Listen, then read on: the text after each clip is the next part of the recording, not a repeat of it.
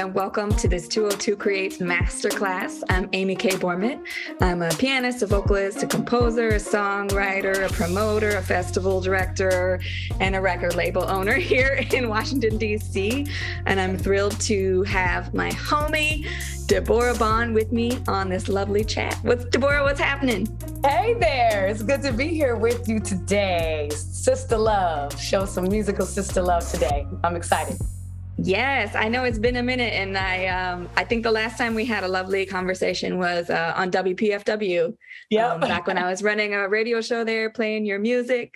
But can you introduce yourself to everybody? All right. Hello, everyone. My name is Deborah Bond. I'm a singer, songwriter, mentor, DC Grammy board member, governor, and a voiceover artist, music junkie. Yes, amazing. Wow. I'm super excited because I just joined the Recording Academy this year. So I'm happy I get to hang out with you and all the cool kids in town. Yes, we need you. So welcome. Right. We're making it happen. So much great advocacy work that's happening with the Recording Academy. Yeah, I've been a part of it for over 10 years now, and it's just been a beautiful experience. I encourage all local artists and all across the country, find your nearest chapter and look into joining. It's a great networking and learning opportunity. That's awesome. Yeah. I feel like these organizations are super important. And in DC, they have even more strength because the people that live here, the artists that live and work here are so interested in advocacy work and really getting the word out about how it is being an artist in America, let alone being an artist in the DC area. All we can do, to get together and make that happen and make the community happen has been really great. I'm in the Musicians Union and a lot of other organizations as a musician, and I think it's really crucial for us to get together and yeah, fellowship. So much to learn and so much to share, and also brings upon a lot of beautiful collaborations. You never know who you'll meet. You never know what type of interests you might find that you share with another artist in the area that you would have never thought of, So it's all around a good look for us artists to join these organizations and get involved. I'm all about it. I'm all about it. Super. Well, yeah. I would love to ask you, you have so many great records out, great music out. I love to see your Bandcamp. You're always putting new things out and collaborating with all sorts of awesome musicians in DC and beyond. So I wanted to ask you, what is your creative process like? Ooh, it depends on what I'm creating. I tend to be primarily focused on songwriting and vocal arrangement. And so I always am on the hunt for the musicians. I'm a musician lover. I don't play any instruments. I play a little bit of piano. I studied when I was about 10 and gave up and took karate. Wow. So just kick the piano. I was one of those all over the place kiddos. Chop it down the middle. Yeah, so I don't know why that happened, but you got confused. People were like, "You need chops," and you're like, "I'm musical." I don't know, but since I don't really play anything, I'm always trying to make sure I have a great network of musicians around. And when I'm working on an album or a piece, I tend to just acquire some music, even if it's just nothing but some plain piano chords or just a guitar strumming some chords, and I kind of allow myself to play with melodies and think about what it makes me feel, think about what it makes me want to speak on, and I start the fun journey of ad-libbing and finding the melodies first, and then I tend to, from the melody, throw in the lyrics and try to think of. I'm really big on the storyline. I am a storyteller, and I do consider myself really a writer at heart. So I'm always trying to consider the message, and sometimes that makes my creative process a bit draining because I am always thinking and overthinking. Is this what I'm trying to say? Was this what I was trying to say? But the process is very free. It's always been slightly private, where I've done a lot of my writing alone, but that's changed over the last few years, where I'm collaborating a lot more and putting myself in rooms where we're just writing on the fly with other singers or producers. But it's a process that I wish I was more swift at. I think I'd have a lot more records out, but it's very personal to me. Writing and creating music is extremely personal. So I don't tend to like to just throw the music out there. I just try to go into a zone of like thinking about the message and thinking, and also tapping into my influences. I'm really being into like, okay, what's the style I'm trying to emulate? Am I going for this kind of Stevie Wonder tone? Am I wanting the lyrics to have a feel of a Joni Mitchell? Or I'm always pulling from my influences. So it's a combination of my own way and the way of those before me, and throwing it in a Deborah bowl and seeing what happens. That's super cool. That's super cool. Yeah. So, do you feel like it sounds to me like you start from already having like a scratch track recorded, or having some sort of backing track recorded, and then moving from there? Mm-hmm. Is that I've been spoiled because probably in high school and in college, that was the most time in my life where I would just come up with melodies out of my head. Or I can play chords. So I would sit down with my keyboard and kind of play a little something and then try to build from that. But since I've been doing music in Washington, D.C. and meeting so many musicians on the scene, and so many amazing musicians here, I'm so used to just getting something from someone to bring the inspiration out of me. That's been my way for a very long time now. Some kind of backing track, or just some chords, some basic, just a piano track, and I can go get started. Mm-hmm. Yeah, that's amazing. What a cool way to write, and also get yourself involved collaboratively really early on in the writing process. Mm-hmm. Yeah. It's a great way. So yeah. And you can generate so much energy, having that, just even a little piece of something to get started on. Yeah. I feel like for me, I need to, I need something, like a little piece of something to make it go. I've had a lot of fun. I have a songwriting group that we meet up every week. Cool. And so what that ends up being is like somebody will bring a prompt for something. Right. And then we all split off. It's on Zoom. So, we all split off into our own spaces and write something. And then we all have to come back and just be like, this is what I wrote in 45 minutes. I love it. And so it's like, it kind of gets you over that feeling of like, oh, this is such a precious, perfect thing that I need to make. And instead you're just like, oh, I have to make something right now. So it's been really, really satisfying to just have that initial push of like, okay, today, maybe it's like somebody brings in some chords, or somebody will bring in, a little piece of, a lot of times it's like a piece of text or a poem that they like, or, a picture that they like, or something that's been going on. And even the conversation that happens at the beginning of the prompt, where people are kind of, how are you? What's been going on? Oh, look, your dog, like even those pieces kind of come into the song, because as like being connected with people, it creates a completely different vibe, a completely different energy, depending on who's in the room and who you're talking to. Yes. So that's a real treat. I love that. And I've been wanting to try that, attend more of those type of writing sessions, because I just feel like I need to get out of my bubble. And I think as artists, like we can, like you were saying, like just kind of letting becoming more free about it, and not feeling like this has to be so perfect in this moment, and just sharing whatever's there, and like allowing it to grow organically, as opposed to what I've been used to for a long time. It's just kind of toiling over alone, and thinking more, and writing more, and demoing by myself. So I love that. I love that that's, one of the methods that you use, because to me, it's going to keep you a bit more flexible and out of a certain strictness or a certain routine that can kind of stunt you at times. Mm-hmm. So when did you begin your musical journey? Were you one of those children who was like taking all of the lessons? Oh man, Mom, I want to be a singer. Like what was? I never got to do karate. I'm disappointed in my inability to do karate. I'm very not coordinated. I like dancing. I'll dance, but I never took any lessons.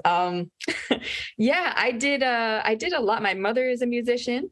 And she's not a professional musician, but she went to music school, and she's a clarinet player. She was clarinet, bass clarinet. And she is like, has huge family and everybody sings and dances. And we had talent shows like constantly with, I have like, there's 15 of us in my generation. And so like, we always had something going on, and I was kind of on the younger end. So I was always just like, oh, Amy's go do something.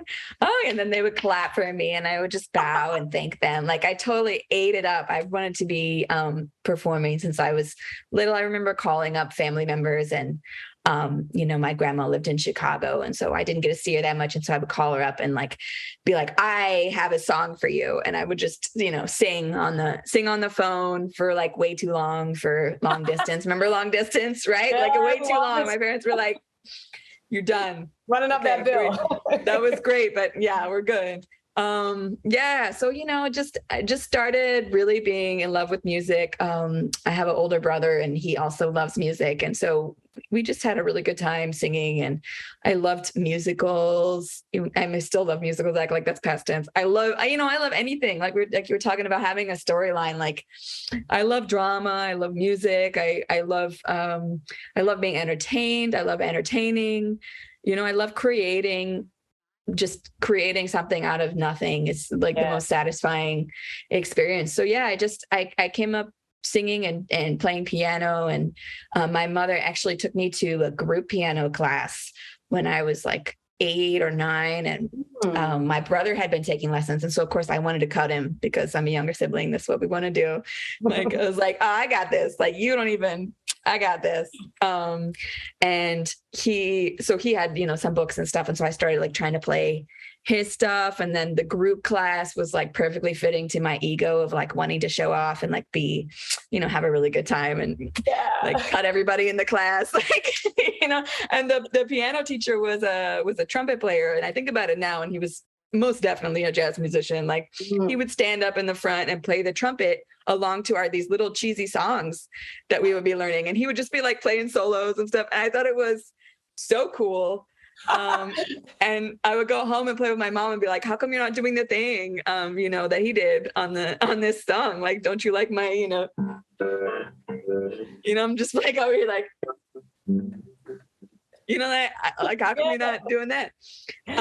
So I kind of grew up around the idea of like playing, in addition to like all the classical training and doing piano competitions and being like, wanting to be, that was like how I channeled my lack of sports skills, was like being super competitive about piano competitions. And I like got little baby trophies and stuff. And that is beautiful. I, as an adult, as a grown woman now, I look at my journey musically and I wish I stuck with it. I was definitely a bit of an athlete, but I also did musical theater. I was big into musical theater, and I was in programs where they would take us to New York. I'm from Connecticut, so we would head up to New York and see like Les Mis, and I just thought it was the most exciting, thing. But I do wish that I was as competitive as I was also in a public oration. I was in public speaking contests all the time, which is also why I have a love for radio. I've done radio for years, but all of these competitions were like public speaking, memorizing amazing speeches and, being dramatic in that way. But I wish I was competing on the piano or like the flute or the guitar or something, because in my grown adult age, I think it would really take my songwriting so much further if I had that skill. So I say kudos to you for being competitive and, getting your trophies. It ended in tears. I have to say that the classical piano world we're not meant for each other. It was not a good match. Everything has to be the exact voicing of the chord and the perfect thing and and I'm just I'm not that kind of person. I like newness, and I like always doing things differently. And and it shows in your performance style and the way you express yourself when you play and when you sing, that there's just this like,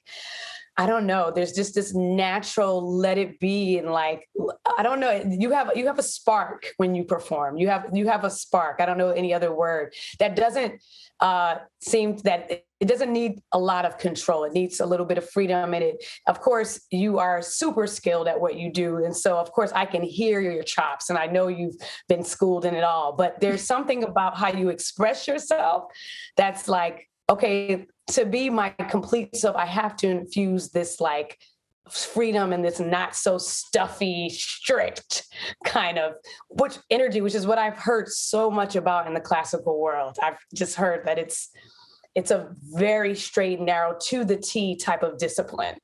Yeah, So, absolutely. It's like, it's yeah, almost like Shakespeare, you know, it's like there's some room for flexibility, but at the same time, you're coming back to, it has to sit in this meter and it has to sit in this place. And there's this lineage of people who've done it before you, and you have to know like exactly how they did it and be able to replicate that. And I think for me as an improviser, as a jazz musician, it's exactly, I'm glad you say that, you know, that freedom is there. Like that's key to the music, and the way that it develops is like, not playing the same thing over and over, but every single time you play it, you might be playing the same song, but every time you play it, it's going to be a revolution. Every time you play it, it's going to be this new, you're embracing the curiosity of like, what is this situation that I'm feeling? Even when I'm playing by myself, like, what am I feeling right now? Or yes. like when I'm playing with a band, it's like, what is the band feeling? Like, what are we all trying to shape together? So yeah. So with your background and of course, you know, the type of musician you are, the type of vocalist you are, like improvisation is a big thing. How do you feel all of that younger training and all of the things you've learned, how does it play a role in where you are now and the type of performance that you give? What's the vibe with it now? What have you taken from all of that training and what have you left behind? I do see, you know, I've seen you improv, I've seen you work, so I'm sure you've pulled some of that from your learning, but what's the balance of the new you, or the you of now versus like all the training? Yeah, I think it's really hard to separate what's what, because the legacy of people that I feel like it never leaves me. Like I have teachers that I've been so lucky to have them in my life, and I'm grateful for the ones that are still here, you know, like Davey Yarborough is somebody that has been a huge influence on me, a big educator in DC, music educator, was in DC public schools for years and just recently retired from Duke Ellington. And that's, you know, going there was just a mind-blowing experience for me for so many reasons. Not just cultural reasons. I moved from Oregon and then came to DC and went to Duke Ellington School of the Arts. It was a very different vibe. I think in Oregon there was 3 Black people, and so I moved to DC and was like, this music, this culture, this, I mean, just mind blowing to be in that space, and then to be with somebody like Dave Yarbrough, who carries, this legacy and knows so much about music and knows so much about jazz history in DC, especially, and to be like, no, this is a special place that you're in right now. And here are people like, Andrew White, who's this incredible musician who passed, but he transcribed every Coltrane solo ever. He, played on Stevie Wonder records. He played on like with everybody from new music, classical music to, R&B, Motown, all the whole range of things. And then is just like this amazing saxophonist. Suddenly he's here in the classroom hanging out with us. And like being able to have access to that information made me this, like, I just became like this monster. Like, I just want to eat it. I want to take it, I want to take it all the information possible. And I think I'm still that way. That very much shaped me as a musician, as an artist, as a person. I think that this is something that I'm sure you have the same thing. It's like we're going through existence almost like monks, we're like constantly pulling in different influences, different people, listening to new music. I was just listening to this amazing artist from London today. And like, I just was like, oh man, and now it's crazy because we just go online and find them. And then we're like, hey, just let me slide into your DMs. What's good? I like that song. What? And so like being able to separate the training that I had at Duke Ellington, the classical training that I had, all the way up through, I went to University of Michigan. I went to Howard University. I was taking classical piano juries when I was at Howard University, just sobbing, it's just exhausted, it's so hard and so specific. But I think that I remember I spent an hour-long lesson with my teacher at Howard, and the whole lesson, I think it went over even. The whole lesson was just the release, the very end release on a Chopin piece. And so we just went through the whole piece. And every time I would play like the last 8 bars, and he would be like, okay, here, play it again. And then every time I would do the release, and it's not even a sound, it's a gesture. Yes. And to like take the piano in such a very specific way and to be so detailed about something is something that has never left. Like I want those details. I want those gestures. Yeah. I want that physical space when I'm performing to get people to come with me. Yes. So that, that stuff never leaves, but it's not even like everybody's like, oh, are you classically trained? It's not even like it's classical training. It's just like being an observant artist. And that's me. That's me. I have a completely different story. Growing up in New Haven, Connecticut, people hear Connecticut, they think, money and prestige and Yale. And no, New Haven, Connecticut, when I moved to DC in the mid-90s, New Haven was rated one of the top 10 most dangerous cities in the country, right? A lot of my peers, a lot of people that I went to high school with, I also had 2 different high school experiences. I had a private Catholic all-girls school from freshman and sophomore year, and then junior and senior year, all Black, all inner city, urban high school experience. So I had this duality. And at the Catholic school, I did a lot more of the musical theater. I was around a lot more I was around people that where their parents had the money to put them in certain types of programs. When I switched high schools, my influences, no one was taking lessons. My mom was a young mom. She was working, she didn't know much about even my love for music. I was very shy with it. I had my little friends that I would sing with, and we'd write little songs, and been writing since I was 10 years old, but I didn't have the culture around me that really nurtured the discipline of music and studying music and the practice.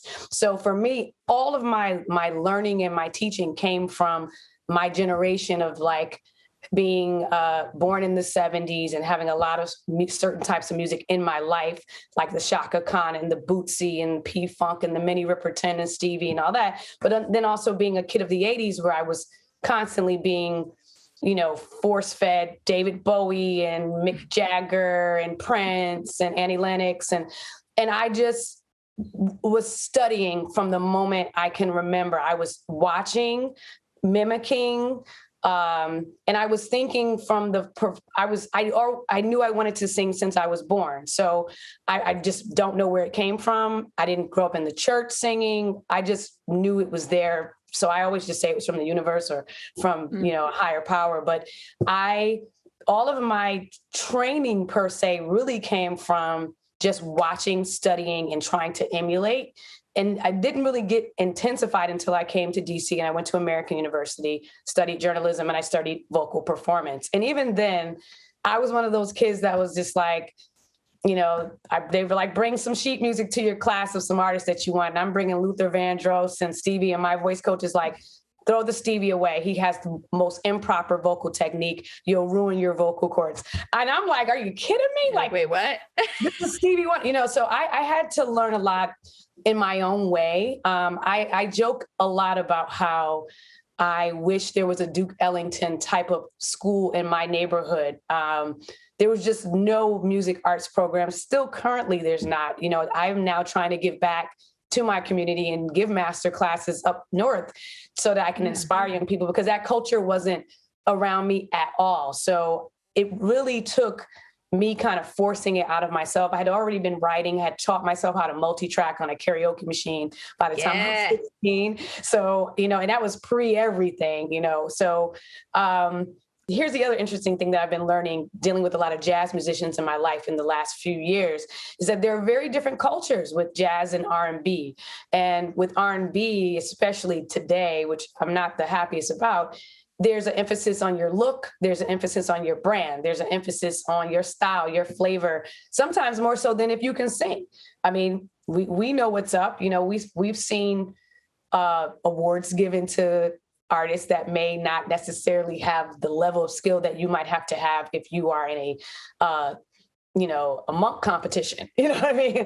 Yes. So for me, I've had to learn a lot through the experience and being out in the field and doing the shows and meeting the musicians and the conversations that I've had. I've just had to be very hungry on my own from day one. I mean, you can easily take some lessons and do that kind of a thing, but I never had the type of educational background that I wish was available, to the inner city kids in my neighborhood. So for me, it's like, when I really look at my story, I'm like, wow, this is just all in here, and based on what I feel, based on who I admire. And I happen to admire so many types of artists. So people will hear me sing R&B, but have no idea that I just sung on a Clutch record, which is a hard rock band out of Maryland. I'll rock out. I'll go towards gospel if you need me to. I would love to write a country song or two or three here or there. Like, it's just from where I am, but it's an interesting journey when I get around other musicians and singers, and I hear, especially in DC, what's been available to artists and to musicians. It's a beautiful thing. I mean, I think that Duke Ellington School, I think that's one of the best offerings to young people that this country could give. And we need a lot more. We need a lot more educational spaces like that. I mean, some of the cream of the crop, including yourself, have come from that school. So many of my friends, and from Howard University. But for me, going to American University, studying mainly journalism and a little bit of music here and there, and just kind of going on my own way and trusting that this has always been what I've wanted to do.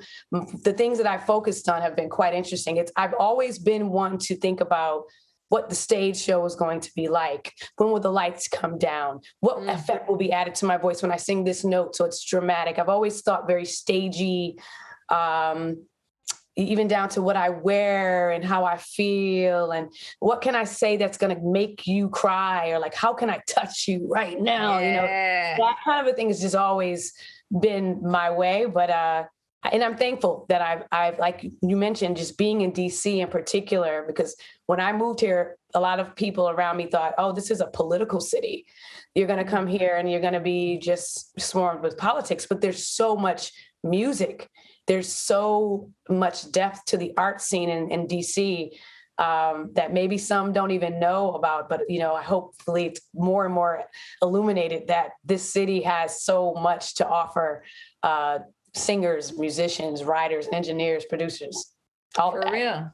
Yeah. And I love how much of a performer you are. Like, not only do you have this skill set, and I think that's part of your study, is that, it's self-study. It's that's the thing about music, is like, there's no difference between teaching, learning, your education, everything across the board is like, every musician I know is also functioning as a teacher because they want to learn what other people are doing. So we always are teaching each other and learning from each other all the time. It's such a symbiotic, mutual, mentorship going back and forth between all of us. That's so powerful. And for you to have, to be so self-directed that you knew when you were younger, like, this is what I want to do. And not only did you have that ability to write your own songs and to create your own vocal ability, is that then you went through and you saw, like, this is what it is to be a performer, which I think is something that is really powerful and something that I feel like I'm just starting to like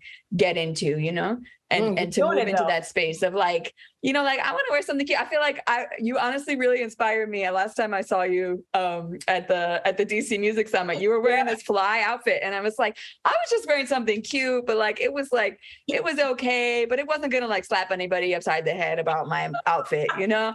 And I came in and you look good. I can't remember who else was. Somebody else was there too. I can't remember. I think it was Chelsea Green, and y'all both just like, you guys look just incredible. And I was like, I was playing and I was singing, I was playing the piano, whatever. You have skills. And I was just like, you know, doing my thing and like playing weird music and having a great time. And you sounded amazing. Like your voice is an outfit of its own. Seriously, I really enjoyed that particular performance. I don't know. That was just a fun night. You know, it was a good time. Yeah. It was completely unrehearsed. That was that was a last minute, we're going to make this happen. Exactly. Situation. Yes. You know, it was a free fall. It felt free. That's the word that kept coming to me, and not a fall. It felt like a free rising. It felt like you were just floating, so engaging, you know, and to me, I mean, that night in particular, I was like, wow, she sounds so good. Like it was a good time. It was a good time. It was a treat. I was trying to look famous like y'all. I was like, oh man, I need to get I just feel like that's part of it, like with the jazz, you know, the jazz, and it's not even an industry. It's just like jazz musicians hanging out, is that we don't think enough about those kind of things. Like, you know, when we're trying to promote ourselves, it's always sort of like this feeling like within the jazz community, which is a lie, because there's definitely a lot of image, a lot of branding, a lot of selling going into the jazz industry. But we act like it doesn't exist, and that it's just like, you know, that it's the Monk competition, and that we have the Jazz Olympics, and that you will just, if you're a good performer, you will just go. And I've gotten very far on being a great musician. I've gotten very far, but there's that push of like finally getting into this tier of work where I want to be, you know, I want to be doing that type of thing. I want to be doing this type of thing. I want to be getting and really claiming my space. And that's something that I can't do without a team of people behind me to like create that look for me. Like I like dressing. I like clothes. I like fashion. I like, you know, wearing weird stuff. I'm fine with all that. But like making that extra push that comes so naturally to you. And that's something that you have cultivated from an early age of like, this is how I'm going to dress. This is how I'm going to present myself. This is how the lights are going to come up. This is how the show's going to come up. That's something that I've only recently started being like, oh, this is what I need to create this experience for a broader community of people. I can't just be in the jazz scene, you know, selling. I love to sell out Blues Alley. Don't get me wrong. It's great. But like, I need a bigger space to create a bigger show, you know? Just like, and then I never really craved that before, because I was too busy trying to prove myself as a woman playing this music of like, you know, and especially as a white woman playing this music, it's like, okay, white lady, go ahead. So like, you know, I've been trying to prove myself. And now I'm like at this point where like, I don't really care if y'all don't like me like this. I have a track record. So go ahead. Music, you know, but like how can I start to pivot to really being myself, like 100% being myself, and then being an exaggerated version of myself so that it can be pushed out into a broader, bigger scene. So that's something that I've really idolized you and like Chelsea Green talking about, like, how can we, you know, take something and make myself so complete. And so, you know, people are like, I'm looking, every time you're performing, I'm looking at you being like, oh, you know, like I'm just there, you know, like to get to that next level of like we're always pushing to try to find what's the next level, what's the next thing, you know, how can I be curious in this space and find something bigger. And that's something for me that I'm like, oh, this is a beautiful conversation, because I feel like there's something from your story and your path that I'm craving, and there's something from my story that you're craving. Because for me now, I've gotten to a place where I'm comfortable in my skin on stage. I've had so many growing pains as far as like what to wear, things malfunctioning, all kinds of stuff. Nothing malfunction. All of that. Oh man, my first recording.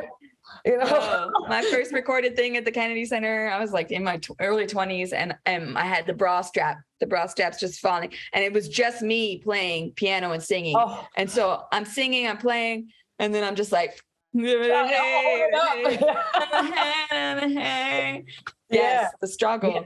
But for me, it's making sure I have a little theory in there, you know, wanting to make sure that I can speak the language. You know, I did a residency in Qatar, Jazz at Lincoln Center, Qatar, and I had musicians such as the legendary Chris Funn on bass, and Herb Scott and Elijah Balbad and Dre King, all these talented musicians who really do love the world of jazz, you know, and we were doing R&B music, but the kind of conversations we would have, Quincy on drums, and me not being able to tell them what key the song is in, or this is an uncomfortable key. Well, what key would you prefer it? Can I sing it? You know, that type of experience instilled in me the desire to work on my theory, to make sure I can at least communicate, because sometimes I have to be my own MD. I do have a band. I've always had a band since I've been releasing records. I'm a band girl. I grew up seeing Rufus and even Sade, who was in a band, and always wanted a band. But sometimes you have to step up and take that leadership, and it means understanding the language of musicians. And so I am now pivoting to just making sure I am getting some education in that world, making sure that I also just stay in practice of like doing vocal scales. I do mentoring and I give voice coaching, and I work with a lot of young people, but also needing to do it for myself, you know, making sure there's a little bit of a discipline within myself, because I'm very disciplined about how I look when I show up. And I'm very disciplined about even down to having energy and trying to stay in shape. And, you know, I'm a proud 40 plus woman, you know, so I want to feel all right. You know, doing this music is not easy. Looking good.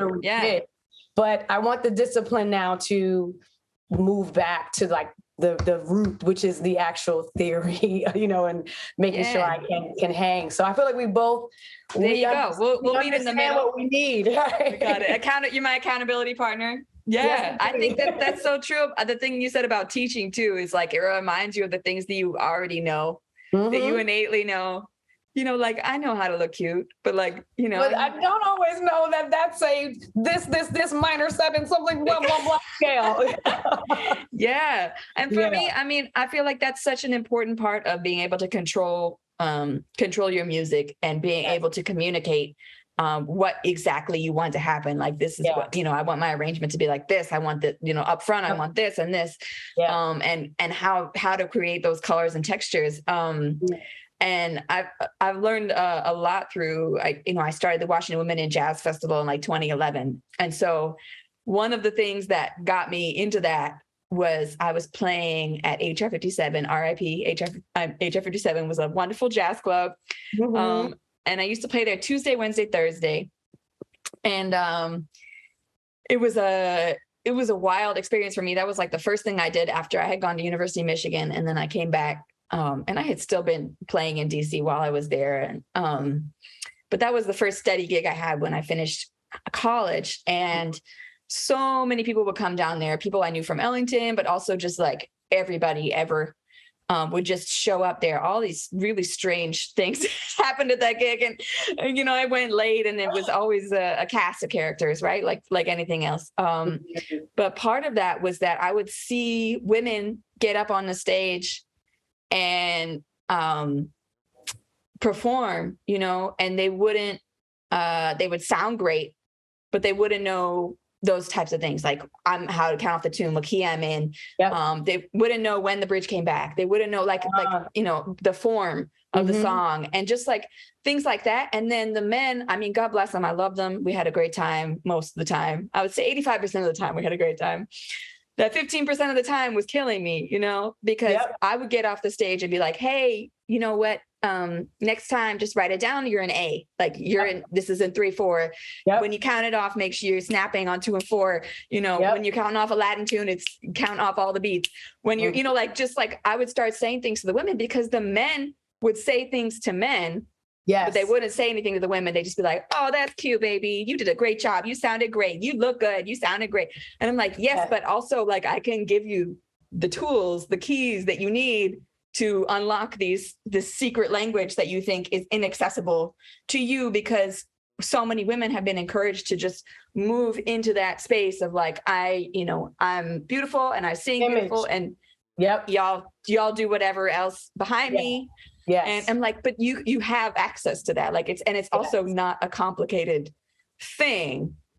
So for me, that was a big part of creating Washington Women in Jazz, is that like I create jam sessions and I have workshops and I have, business events, like, so we can talk about, just getting your paperwork together and hiring your band and doing your contracts and like all those things that I didn't really have, even though I went to music school and I have a graduate degree now and in music, I never had even a basic business class. Never was required.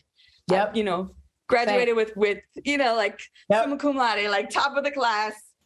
Great, and then all these little in between the liner things here. Yes. Yeah. I took 4 semesters of French, but I did not take one business class, and I haven't been to France. But like, the people who come to the business classes and stuff, it was, it was not even all women, but it was like important to me that we have the tools as women to be able to communicate, not only in business, but also on the bandstand. And those are things that have been, and it's not on purpose. So much of this stuff is even more malicious because it's not on purpose. Like, they're like, but I was so nice to her. And I'm like, yes, but you also need to be like, hey, honey, you missed the bridge. Like, hey, baby, that wasn't the key when we started the song. Like, we had to move, like, just in case you didn't know, like, just in case you had to move up 3 steps to find you. One thing I have noticed, and this is just real talk, is that for women, we will be expected to not know, in so many cases, especially outside of jazz. We'll just be kind of expected not to know what key, not to know how to count things, and not to know formats. And so for me as well, when I'm mentoring and doing coaching, I'm just always encouraging is learn as much as you can. Do not think that you can't compete or you can't be in the space and you might be the only girl. And, don't be intimidated by that, because that's a reality of our industry, where we will have moments where we are the minority and we might not be taken as seriously with our crafts as, men. So I'm always encouraging that as well. And then for myself, having some of the experiences that I have and some of the challenges that I've had, I've definitely just made sure there's just certain things now that I know how to communicate and I know how to get across and I know how to explain, or I know the language. And then to take it a step further, especially in the world of R&B, making sure I present a narrative that sometimes isn't in the mainstream for women. So I tend to, as much as I like fashion and I like to look good and feel good, I still am about my voice, my vocal care, making sure that part of my talent is beyond where it should be or as strong as it can be. But then in addition, I encourage young ladies to not feel like they have to do what everyone does. So for me, as much as I like fashion, it doesn't mean I'm going to be half naked all the time. There are a lot of young people whose role models are artists who show a lot of skin, show their bodies, and, are out here kind of. Young women will think, well, this is what I have to do. Like, you're fashionable, like you're doing it, but this is what we see and this is what we have to do. So I'm always also trying to pull from the people that inspired me, who covered up skin. They were performing and they were not, half naked. They were classic. And, there's multiple ways to present yourself and to be taken seriously. And so I throw all of that in the mix. Know your theory, know your body, but also know your brand. You don't feel like you have to do what everyone is doing, to feel seen in this business as a woman or as a young woman in particular. So there's lots that go on for us behind the scenes. Yes, I know. I was just thinking about um, someone that would be you and me if we had a baby, which is Patrice Rushen. Yes. I was like, where's that person that both you would be obsessed with and I'm obsessed with? Right. And it's Patrice Rushen. Talk about the full spectrum of things. I didn't know about her doing R&B. I knew her as a jazz musician. And I didn't know that she did jazz until like the last 15 years. What? And then she played duo piano with Jerry Allen, who was my teacher at University of Michigan, just a fabulous pianist. So there's two women just crushing the, duo piano at the Kennedy Center. Absurd. And, I was living out in LA, and just every time I saw her, she was playing jazz. And then, but she's, in charge of the pop music program. And then the very first time I met her was when I was in undergrad, and she was at doing the BET Walk of Fame. Remember when they used to do it in DC at and it was Smokey Robinson BET Walk of Fame, and my teacher was doing the arrangements. So I went up there, and I still live in Northeast, but I lived even further north because my mother taught at Gallaudet. And so I would just walk over to BET and just walk in and be just help myself to the snack table. You know what I mean? Just oh, look, it's Boyz II Men. And then there she is running the show, music directing the entire Walk of Fame show, pointing out the arrangements, singing the harmony parts to the background singers. Different artists are coming, on and off. It was like John Legend and Boyz II Men, and here comes Stevie Wonder and Stevie Wonder's messing around playing some different stuff, and she's like, whatever, okay, come on, Stevie, let's hurry up, we got it. We got to get this going, and it was like, that was my first interaction with her. And then just finding out just to see someone like that, where clearly her journey has never stopped. She has kept digging and pushing for more and more, and to be curious and to move into that space. And that's, I think, somebody that that we can look up to, not only as women, but as artists and as creators. It's it's never ending. This is a never ending amount of knowledge and amount of skill and amount of fun and creativity that we can have together. So it's pretty beautiful. Yeah. So we got to talk about our projects before we wrap up. And I know you have your own label. You have new music. I have new music. Tell me a little bit about what you got going on. Yes. Okay. Well, I have my record label is Strange Woman Records, and we've been putting out a lot of records for about 2 years now. My husband and I, Matt Devendorf, he's a guitarist and also a sound engineer and an educator. And so we started recording in LA at our favorite studio, and then we just kept making more and more projects. And so we've been putting them out together and promoting them and just hustling and doing all of that. And of course, I have Washington Women in Jazz, which is going into our 13th festival, will be in March 2023. So, we're moving in that direction, always growing with that and doing a lot of different things. And I have my own record that I just put out on Strange Woman Records, which is a solo record called Tell Me What It's Like, that I recorded in the midst of the pandemic with a masked up video crew. And so I have a bunch of videos that go along with that solo record. And it's all songs that I wrote in part of the songwriting group I was talking to you about. It's they're all songs that I wrote in the last couple of years. So it's been pretty wild doing that, and making a solo record was really, really, really fun. And I now am just doing a lot of different things and moving more into a multimedia space and trying to make bigger productions, just like you, Deborah, trying to get some lighting on my face. Oh man, I'm still trying. I'm still learning too. Tell everybody about you. You. I did a quarantine album. And took the time and some of the blessings that was coming upon me financially, thanks to the times that we were living in. I'll be honest, I created what I consider a slightly midlife crisis-y grown woman album entitled Compass, Volume 1. And it's crazy because in years back, 2019, I had kind of reached a crossroads with my last band, and we're not doing very much. And a lot of things in my close to 20 year career at that point was becoming kind of stale and stagnant. And so I decided I wanted to maybe find some new collaborators and just branch out by myself. And this band I had been with for 15 years. I just decided to take a step away from them, a little break, and see what can happen. And right at that time, literally months after I made that decision, everyone was locked down. So I literally, sitting right where I'm sitting right now, I can literally reach right here, and there's a microphone right here, and there's all kinds of, there's a little mixer and monitors. And I recorded an album right in this space that you're looking at right now.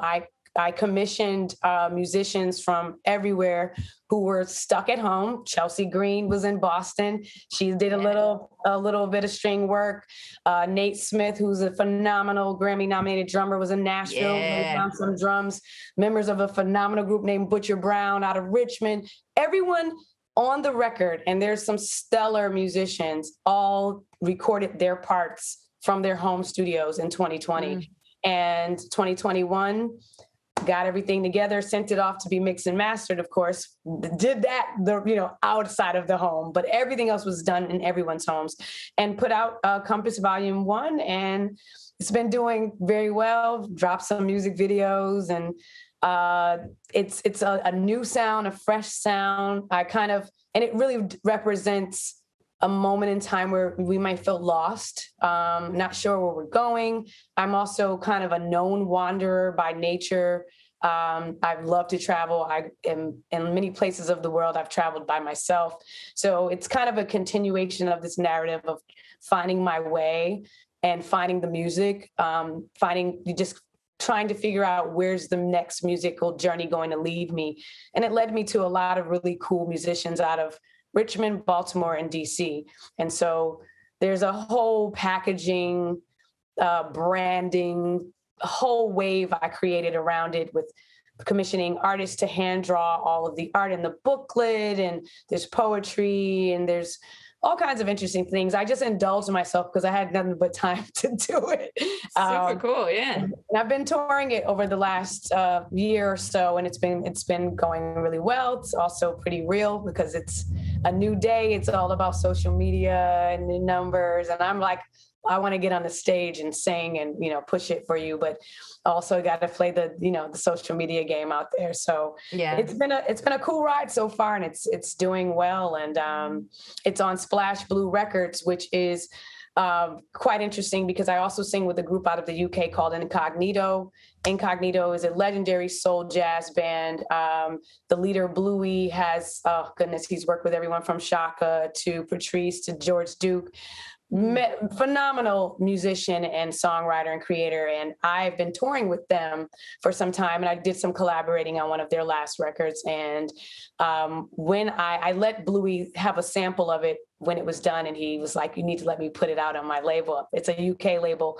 And to think that I was listening to Incognito records heavy in college, to now be touring with them, working with them, and now have this last record on their label. It's just an honor because Bluey is just, he's my musical Papa Bear is what I call him. He's a mentor. Incredible. Yeah. So it's on Splash Blue Records. It's out there, and it's, I just give kudos to all of us doing things independently and doing things on our own. You having your own label. We're going to have some more girly time and talk about your experience with that. I'm really curious to know more about that. Girly business. Some girly you and me business, because it's a beautiful endeavor, but I know it's real to, have your own label and to put out music on your own. We're both doing that, but you're on the next level with the label. Where can people find you these days? What you got going on? Where you at next? All the things. All my stuff is on amykbormet.com. And then, of course, strangewomanrecords.com has all of our new releases out there. And then WashingtonWomenInJazz.com. And we're on all the sociables, doing all the social things. Doing all social things. Yes, indeed. We have to do it. Same here. I still haven't done a TikTok dance. I'm like, I haven't made it there yet. I made a TikTok page, put up about 6 posts and left it there. There you go. Let it go. And in the bio, I'm like, this is just a place I'm going to do weird things and indulge myself. And I don't care what you think. So literally, I put very bizarre, kooky, artsy stuff, and I don't read comments. I don't go back. I'm probably not doing the best with TikTok. I think it sounds to me like you're nailing it. I don't even know. I haven't opened it up in probably 6 months. I just let stuff live. I'm definitely an Instagram girl. I do a lot of Bormet, at Bormet on Instagram, and I do a lot of chatting on Facebook. Twitter scares me half the time, although I'm there as well. And then, of course, the website is where all of the business, you can find all the other, where I'm going to be in the world and all that fun stuff. But yeah. Well, Deborah, this has been so awesome getting to chat with you. It's always fun to jam with you, down at the Capitol Hill Jazz Jam. But I'm happy to see you online too, and to be able to really dive deeper into what you got going on, and to get a chance for us to chat it up. And thank you, 202Creates, for creating this space. Thank you, 202Creates, and thank you, Amy. This has been great. I feel like my cup is filled today. So thank you for the discussion, the great conversation. Also, thanks to 202Creates as well. All right. See y'all out there on the scene.